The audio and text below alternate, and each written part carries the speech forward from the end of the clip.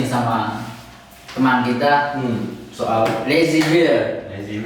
I'm the lazy because Ini soal I'm so lazy. Pernah suatu ketika dia bercerita tentang kisah percintaannya bahwa dia punya kekasih yang sangat sulit untuk move on ya, karena Mantan kan terkasih. Iya, sudah putus ya, mantan. Tapi guys, berapa pekan yang lalu tiba-tiba dia menjalin hubungan baru, hubungan percintaan dengan seseorang yang aku nggak pernah punya pikiran bahwa dia akan Bisa menjalin hubungan dengan itu. sampai mereka udah seminggu pacaran, itu baru kita tahu. Nah, karena kenapa bisa mencoba untuk memulai kembali suatu hubungan percintaan di mana sebelumnya punya luka masa lalu itu. punya trauma masa lalu. Bagaimana ya ceritanya? Mungkin kayak alasan kenapa gue pacaran lagi kali ya. Iya. Salah satu alasan, mungkin kemarin itu gue sempat berpikiran kayak gini. Gue udah lama putus 4 tahun atau 5 tahun, gue lupa. Selama itu, maksudnya kayak selama 4 tahun, gue nggak bisa ngelupain. Gue bener-bener kayak nggak bisa ngelupain. Padahal gue udah nggak pernah stalking Instagram sampai Facebook, stalking semua sosial media. Kita juga nggak pernah kontak. Kita ini nggak satu kontak dari semua sosial media juga kayaknya. Jadi kayak selama 4 tahun, gue ngerasain kayak ya itu Semacam penantian sia-sia. nggak tahu ya, gue belum ngerasain bahwa itu sia-sia. Sebenarnya gue masih yakin dengan keyakinan gue, sebut kayak nggak tahu sih, gue yakin aja gitu sama dia. Rasa keyakinan gue lumayan tinggi. Yakin bakal balik lagi ya. Walaupun itu nggak tahu apa. Jadi kenapa gue pacaran? Gue pikir dengan pacaran gue bisa ngelupain mantan gue. Ternyata mau itu nggak ngaruh kan, kalau lu masih cinta sama orang, mau ngejalin hubungan kayak apa juga kayak apa ya? Lu pernah ngasih pacaran kayak terpaksa gitu? Sering, bukan sering sih, beberapa kali. Beberapa kali pernah kayak gitu kan, kayak lu ngejalinan kayak ya udah hampa aja sih, itu hambar aja. Kayak nggak ada perasaan apa-apa, lu nggak nemuin keasikan di situ, lu nggak nemuin kayak kenyamanan. Jadi kayak semua masalah kejadian lu kayak di sehari-hari itu nggak bisa yang sepenuhnya tersampaikan gitu. Jadi dia bukan tempat lu pulang, dia tempat lu singgah. Dia tempat lu singgah. Kukira kau rumah, ternyata hanya. Jadi dia cuman buat kayak ya udah gabut sih bahasa aja kali, jahat banget gitu. Ya, to be honest ya, itu dibilang jahat. Cuman kan kalau misalkan dari sudut pandang orang lain, itu kayak orang lain mana gue jahat banget sih, lu bisa pacaran tapi nggak punya perasaan. Cuman buat kalau lu ngerasain jadi diri gua, ya di situ gua buat eksperimen kehidupan gue men. Ya siapa tahu bisa. Siapa tahu bisa gitu loh, karena apa ya? Nggak ada pengalaman cinta orang tuh beda-beda loh. Nggak semuanya yang sama. Lu mau motivator kayak siapa nih? Motivator kayak yang paling terkenal lah masalah perjalanan kayak Habibie. Nggak semua orang bisa ngerasain kayak di Habibie. Posisinya nggak semua orang tuh ada di Habibie. Ada juga banyak orang kayak itu Ramadan Sinta. berarti dari cerita lu bisa simpulin lu ini sih salah melangkah sebenarnya. Itu. Dari awalnya ketika lu bilang aku punya dia masih ada di hati gitu. Tapi aku mencoba untuk mencari hubungan lagi supaya mungkin bisa menghilangkan jejak dia ya. Nah, di situ kamu punya kesalahan besar. Karena awalnya kamu mengundang tapi kamu malah mengusir sekarang. Sebenarnya biarkan dia pergi sendiri itu. Entah itu mungkin dianya yang menyapa kembali untuk salam perpisahan ataupun waktu yang menghapus jejaknya. Tetapi kamu kemarin mencoba untuk bertindak terlalu cepat. Mungkin waktunya sekarang masih belum bisa, tapi kamu terlalu cepat memulai, makanya dia yang masih membekas, tapi ada hati lain yang terluka. Kalau terluka sih enggak ya, kayaknya. Karena posisi kemarin gue Diputusin nggak menjamin bahwa dia itu nggak luka. Diputusin pasti ada problemnya. Pasti ada alasannya. Ada alasannya. Alasan kan kalau diputusin kan pasti alasannya karena ketidakbahagiaan itu kan, kalau jelas. Nah, itu sih. Mungkin dia sadar atau entah ada alasan tersendiri, tapi yang jelas dia ngerasain sakit juga. Entah gara-gara perilaku lu atau dari dirinya sendiri, itu sih. Ya, gue mau minta maaf. Kalau seandainya lo nonton video ini ya, gue minta maaf karena udah ngelakuin eksperimen yang begitu. Mungkin buat sebagian orang itu biasa ya, cuman Ya bisa dibilang ekstrim juga sih. brutal juga sih. Parah sih, parah sih kawan. Soalnya gue dari dulu tuh, dari sejak putus gue deket sama cewek itu nggak pernah sampai yang namanya kejadian. Karena emang gue belum mau pacaran sama orang. Gue pengen deket tapi nggak pengen jadian. Tapi gue butuh sosok yang kayak Sebagai tempat pulang. Gue butuh teman curhat. Gue butuh teman cerita kayak hal sepele yang hari-hari yang gue lakuin. Gue butuh tempat cerita itu sih. Sesepele tadi kesandung di kamar mandi contohnya. Tuh kayak gitu. Sepele kan. Wow, Tapi emang perlu loh kalau kayak gitu tuh berbagi cerita tuh. Biar kita nggak memendam sendiri. Kalau memendam sendiri, biasanya bakal ngaruh ke kesehatan mental juga. Walaupun kecil, isu-isu tersebut itu bakal menyinggung. Ya, maka dari itu tindakannya Bang Lazy Bear ini ya tergolong brutal. Cuman ya dia berusaha buat nyembuhin dirinya sendiri. Ya walaupun ya Ya emang kesalahan gue sih, gue buat nyembuhin diri gue sendiri, tapi pakai luka orang lain. Aduh, niatnya menyembuhkan luka guys, tapi malah menggores luka baru kan. Ya gue ngakuin itu, gue salah. Gue ngakuin itu salah. Kalau berbicara soal percintaan, aku juga punya kayak apa ya, ada karma gitu. Karma. Dulu pacaran dari kelas tamat SD ya, pacaran cinta monyet orang bilang kan. Tamat SD. Tahunnya cinta baru. agak gedean dikit. Ketika masuk SMP,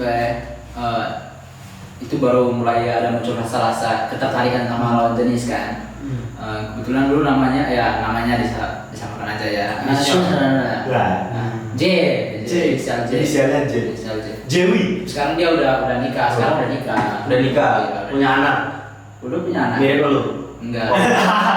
Gue langsung dicurigain itu kalau udah nikah punya anak mirip anak lagi kan. Soalnya cinta pertama itu. Cinta pertama. Dari sejak pertama itu sampai kuliah, kalau saya kemarin kuliah selalu mutusin cewek itu. Nggak pernah diputusin. Sebenarnya kita tahu hubungan udah mau renggang, takut nanti diputusin merusak pencapaian. Jadi mutusin duluan. Kan kita bisa membaca situasi, Membaca alurnya. ketika rasa bagus nih, ada yang nggak enak nih kan, ya udah putusin duluan ketimbang diputusin ceritanya nggak enak. Tapi ada karma juga. Ketika kemarin di Bali menemukan sesosok perempuan ya kan, ini kesal kali sesosok perempuan, menemukan seorang gadis yang menurutku sangat cantik luar dalam lah ya, dari luar dalam, pintar, orangnya rajin beribadah gitu. Aku jatuh cinta lagi gitu. Tapi sayangnya perjuanganku sampai sekarang dari Bali mungkin udah hampir 3 tahun ya, masih berujung di pertemanan ya. Apakah ini karma? Padahal dia juga nggak menjaga jarak dan juga nggak pacaran sampai sekarang. Tetapi kita masih menjalin hubungan pertemanan. Tapi lu pernah eksekusi nggak sih? Iya, Pernah eksekusi. sekali. Sampai berhenti rokok, itu sebabnya dulu. Iya. Motivasinya. Jadi nih, buat para cewek, gue bukannya so jago kayak ngasih tau kalian ya. Cuman lu tuh nggak usah ngerubah cowok lu harus jadi gini. Kalau emang dia sayang, dia mau berubah dengan sendirinya, itu demi lu. Dia bakal nasihat dia. Jadi kalian gak usah ribet kayak lu, kamu tuh harus gini, nggak boleh ngerokok, nggak boleh apa lah. Nah kalau cowok lu sayang, dia benar-benar sayang sama Dia akan sadar sendiri. dia bakal sadar sendiri. Dia akan berubah menjadi lebih baik. Kalau emang lu diri lu. Kalau emang lu segalanya. Aku ya, ini aku berkaca dari cerita ibu kan. Dulu ayahku perokok berat, sehari itu berbungkus-bungkus rokok kan, 2 bungkus, sebungkus. Sampai 3 kintal katanya. Itu berat. itu dilakukan nggak takut kawan. Tapi pernah satu ketika ibuku bilang mending uang beli rokok tuh beli ikan, beli apa lauk untuk makan bersama. Itu sekali itu doang ibuku ngomong. Dan berapa lama setelah itu, enggak terlalu lama sih, ayahku mulai berhenti merokok sampai sekarang. Udah ada tahun berapa ya, tahun 82an mungkin dia berhenti merokok. Oh, udah lama banget. Udah lama. Maksud kisahnya sama seperti itu. Aku bukannya ini apakah karena kekuatan cinta itu segitu besarnya gitu. Ketika berjanji untuk berhenti, sebenarnya tanpa harus dipaksa gitu. Terus itu kan nggak dipaksa sama ibu, tapi cuma bilang kalau uang rokok ini dibeliin makanan kan lebih baik gitu. Nah gitu juga kemarin, nggak diminta untuk berhenti merokok, tapi cuman di sela-sela percakapan ada dia menyinggung tentang rokok. Kebetulan sebelumnya aku main-main ke kosnya dan merokok sebungkus tuh habis gara-gara nervous awal pertama kali ke kosan dia. Nervous kayaknya. Iya. Aku ngalamin. Sebungkus tuh habis, terus pulangnya kita chattingan kan. Dia bilang aku kurang terlalu suka sih cowok-cowok yang ngerokok. Wah, kayaknya disaran nih. Waktu itu kebetulan malamnya masih minum-minum, pagi yang lain udah pada mabuk kan tidur. Lu masih tuh kepikiran sama omongannya? Kepikiran itu, enggak, kebetulan kita masih chat juga. Itu yang aku tembak dia pagi-pagi tuh, gara-gara minum sebenarnya, makanya merusak rencana aku berminggu-minggu. Aku tembak dia di pagi subuh jam 3.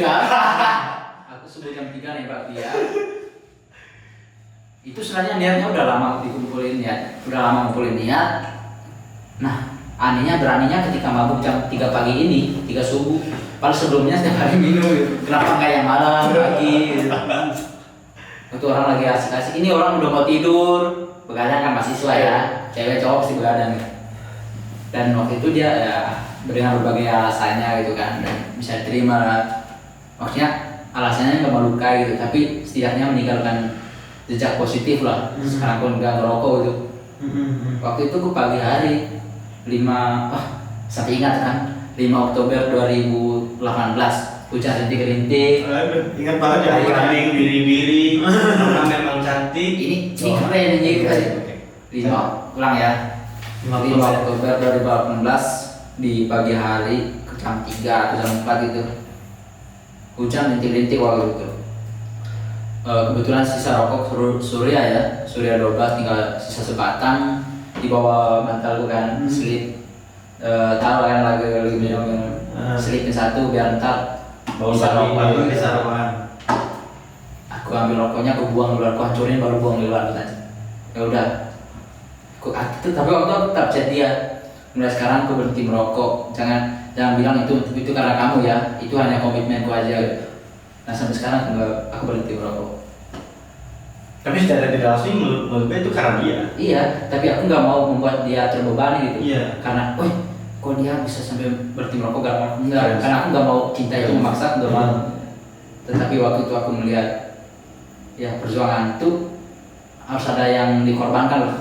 Ketika aku nggak mau mengorbankan dia, ya kenapa nggak mengorbankan diri sendiri gitu. Setidaknya dia nggak meminta aku untuk berkorban, itu cinta. Karena seperti Sujiwo Tejo bilang ya, ketika cinta itu bicara soal meminta pengorbanan, maka itu bukan cinta lagi. Cinta itu dengan sendirinya berkorban tanpa harus memberitahu. That's the point guys. Seperti kata Eric Fromm juga, cinta itu bukan pasar di mana perdagangan itu timbal balik ya, bukan pasar. Itu juga guys. Lumayan. Punya lu apa nih? Quote-nya, quote. Gak ada quotes hidup gua jadi kayak gini. Lu kalau mau ngeliatin quotes gua, follow Twitter gua. Karena gua kalau bikin quotes, gua jarang nutip quotes orang. Dulu sering nutip quotes orang kayak quotes-quotesnya Mahatma Gandhi tentang perdamaian gitu. Perdamaian. Pasidan. Kalau dulu kayak gue sering kayak yang ngutip quotes kayak gitulah, quotes yang ya random banyak kan tersebar di Instagram. Cuman kalau buat sekarang apa ya? Salah satu alasan gue nggak mau ngutip quotes, gue nggak mau hidup gue terpengaruhi sama quotes orang lain. Itu doang. Karena gue rasa ya kebanyakan orang terobsesi sama satu tokoh misalkan, kayak sebenarnya posisi dia itu nggak lagi yang kayak gitu, nggak lagi seperti apa yang coach katakan. Cuma mereka menganggap dirinya ada hidup dalam coach, memposisikan diri dalam keadaan yang ya, sepertinya bukan seperti itu. Ya. Makanya kebanyakan sekarang kayak orang apa ya, dibilang lu mah lebay gini. Sebenarnya pengaruh awalnya itu ya dari kayak baca-baca quotes yang random sih gitu. Itu alasan gue kenapa sekarang gue jarang mau ngutip quotes yang bukannya nggak mau ngutip quotes, gue jarang banget gue mau ngutip quotes yang Aku sepaham itu argumenmu. Ketika orang saking idolanya dengan satu tokoh, terus quote-nya dia pakai dan memosisikan dirinya sebagai karakter dalam quote tersebut, itu bahaya sekali guys. Karena itu sebenarnya apa? Dia melarikan diri dari keadaan, memaksakan dirinya untuk tampil sesuai apa yang ingin disampaikan quote tersebut kan. Padahal kan sebenarnya ketika Anda ingin menjadi seorang yang bernilai dalam tanda kutip, biarkan perasaan Anda luapkan lewat apa yang ingin Anda katakan aja lah.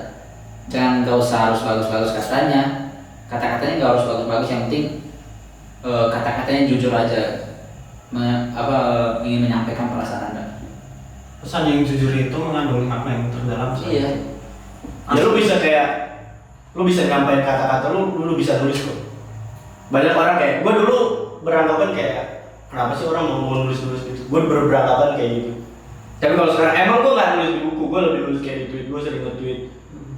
Ya itu semua karena sebenarnya apa yang terjadi di hidup gue, walaupun kayak objek di ininya kayak apa ya, kayak contohnya kayak kau itu cuma dijadikan sebagai ini. Sebenarnya kau itu buat diri gue sendiri. Jadi kayak mau manipulasi gitu, seolah-olah gue bikin kuas padahal itu yang terjadi. Sebenarnya kayak gitu.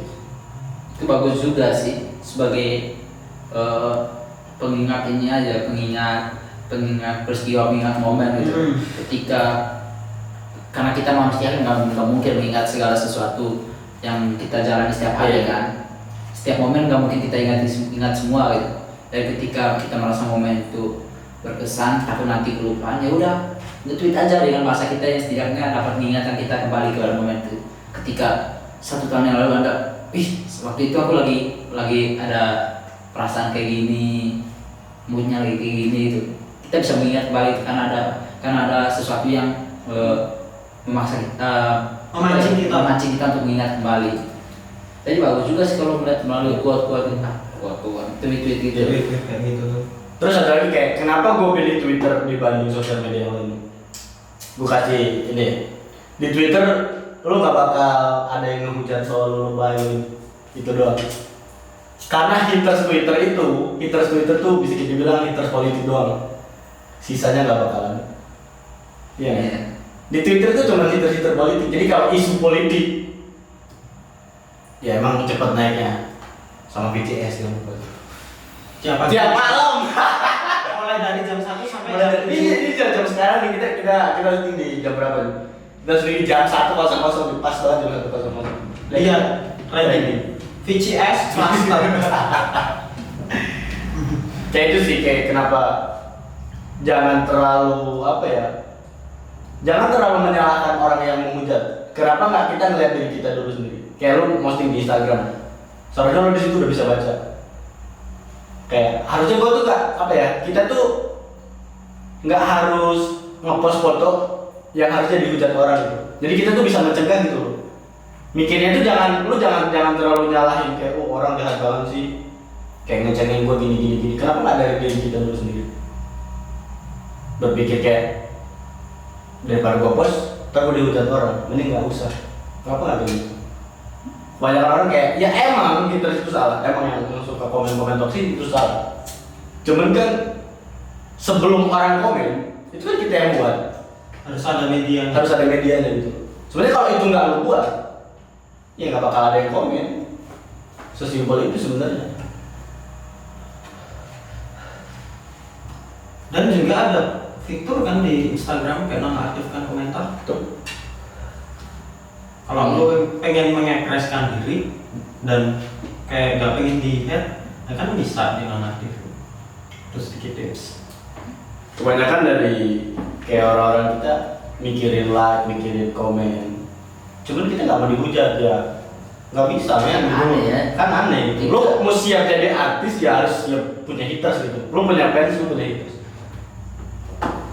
Itu nggak bakal bisa dihindari. Toko-toko Tokoh mana yang nggak punya haters? kayak nabi-nabi aja ya, Iya. ada pengikutnya ada juga pembenci. Ada pembencinya. Jadi haters itu suatu keniscayaan dalam kehidupan. Dari dulu udah ada gitu. Dari zaman Nabi Adam ya hatersnya Saiton. Ketika Anda membersihkan diri di altar, maksudnya di tempat tinggi, maka Anda akan diatur semua orang Iya. dan reaksinya pasti berbeda-beda. Berbeda-beda. Nggak mungkin semua orang suka. Iya. Maksudnya dalam cerita, kalau dalam cerita misalnya dalam cerita Katolik ya, masih ada dalam menurut kitab sucinya kan, masih ada Yudas yang mengkhianati Yesus padahal salah satu dari muridnya kan 12 murid Yesus. Tapi masih ada yang mengkhianati dia. Gitu. Apalagi orang-orang di luar yang nggak pernah sama sekali menyapa tegur sapa dari kita, dan kita marah ketika mereka melakukan hate comment di Instagram kita, di media sosial kita, dan kita menuntut mereka untuk menjaga sikap. Wah, gak bisa ketika Anda mengekspresikan diri di media sosial, maka Anda siap untuk apa yang Anda lakukan itu menjadi konsumsi publik gitu. Iya. Jadi ya itu. Ya buat orang-orang yang baik buruk. yang buat orang-orang Saya- komen juga, gue juga masih kayak nggak ngerti. Maksudnya kayak Pola pikirnya kayak pola pikirnya tuh kayak mana gitu. Lu mengekspresikan tentang postingan orang dengan komen itu untungnya di lu tuh apa gitu? Dengan ngata-ngatain orang. Lu masih nggak ngerti loh pola pikir orang kayak. Ngapa sih gatal banget kita kan ya kalau ngomongin yang aneh-aneh. Apakah lu cuma memposisikan diri kayak pengen jadi psikopat? Cuma dari psikopat sekarang nggak berbentuk ini lagi coy. Psikopat udah ada yang dari media juga coy. Udah lewat medsos sekarang. Medsos. Ingat nggak kasus, mungkin beberapa orang nggak tahu sih tentang kasus ini. Lalu tanah aja. Lalu Kasus Roro Chan 2019, belum lama, 2019. Gadis Jepang 14 tahun yang bunuh diri itu dia siarkan live gara-gara dia dihujat di lingkungan real life dan di dunia maya. Coba teman-teman kayak stop bullying lah. Itu dong sih. Jadi kayak ya kalian juga nggak dapat duit dari situ gitu loh. Kepuasan lu sementara coy di situ. Lagian kayak sekarang juga udah ada UITE. Kalian nggak pernah berpikir apa kayak dengan lu momen-momen kayak gitu lu tuh bisa masuk penjara. Lu tuh masih untung yang lu komen tuh kayak gak baperan karena dia emang profesional. Atau dia nggak ngerti hukum, makanya lu aman.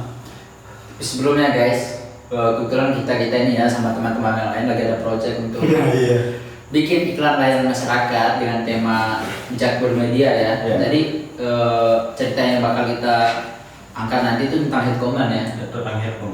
Nah sekarang ya seperti inilah hate comment itu mas. Cuma ini peralatan. Kita bukan yang bener-bener bikin ini alat-alat kita. Sebenarnya kita besok jam 8 pagi besok kita ada syuting bikin video. Bikin ini ya iklan layanan masyarakat. Jadi kita cuma lagi tes setup sama tes kamera aja. Sekuat apa sih kamera kita? Apakah bakal hang? Bisa kita akan take video. Dan kita akan dikejar-kejar sama produser dan teman-teman. Sutradara juga nggak ada di sini. Untung aja cuma bertiga. Kita yang standby di lokasi guys. Kalau mau tahu, ya buat temen-temen stop bullying lah. Kayak mau di real life, mau di medsos kayak, ya nggak usah dilakuin lagi lah. Lo bakal menyakiti orang lain kayak, dari apa ya, dari lu ngomen kayak gitu itu bakal numbuhin rasa insecure lu buat lu ngepost foto yang kayak konsepnya sama itu.